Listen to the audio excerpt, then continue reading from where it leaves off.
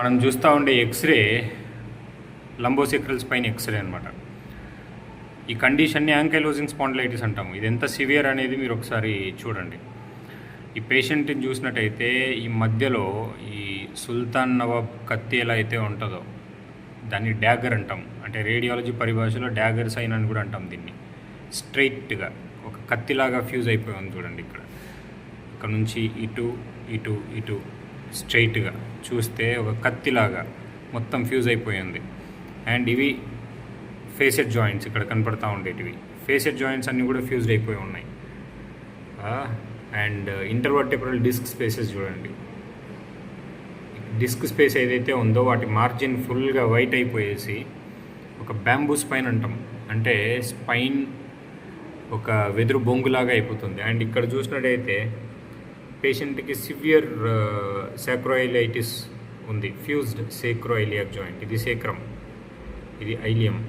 మధ్యలో ఈ white lines ఏవైతే ఉన్నాయో complete fusion of sacroiliac joints. And ఈ పేషెంట్ ఎలా నడుస్తూ ఉన్నాడు అనేది కూడా ఎండ్ ఆఫ్ వీడియోలో చూపిస్తాను. అండ్ ఇక్కడ చూసినట్టయితే హిప్స్ ఆర్ ఆల్సో ఫ్యూజింగ్. పేషెంట్కు హిప్ జాయింట్స్ కూడా ఫ్యూజ్ అయిపోతూ ఉన్నాయి. అండ్ లాటరల్ వ్యూ చూస్తే completely fused. Anterior vertebral column completely becoming one. Intervertebral disc spaces అయితే అసలు ఉన్నట్టు కూడా లేవు. ఇక్కడ ఫెయింట్గా కనపడతా ఉన్నాయి అంతే, ఏదో ఉన్నట్టు. సో ఇదే పేషెంట్ డోర్సోలంబర్ స్పైన్ ఎక్స్రే, అంటే చెస్ట్ వరకు మనం చెస్ట్ అండ్ థొరాక్స్ పై వరకు తీసుకొని చూస్తే X-ray same thing. This fusion is continuing almost up to the level of the neck. ఇక్కడ కొంచెం గ్యాప్స్ కనపడతా ఉన్నాయి in the cervical vertebra, but almost thoracic vertebra and lumbar వర్టెబ్రాలో కంప్లీట్లీ ఫ్యూజన్ ఉంది. సివియర్ ఫ్యూజన్ ఇక్కడ చూసినట్టయితే మీరు. There is no distinction of intervertebral disc spaces. Everything seems to be fused and becoming as one unit అన్నట్టు ఒకే దానిలాగా తయారైపోయింది. And ఇక్కడ చూస్తే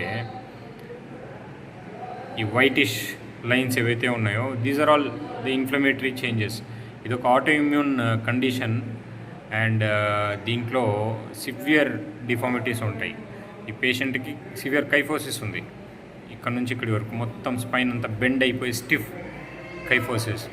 సో దీన్ని చాలా అర్లీగా గుర్తించి ట్రీట్మెంట్ తీసుకోవడం చాలా అవసరము. This is a late disease where there is a severe deformity of the spine. So ఇది అందరు తెలుసుకోవాల్సిన విషయము.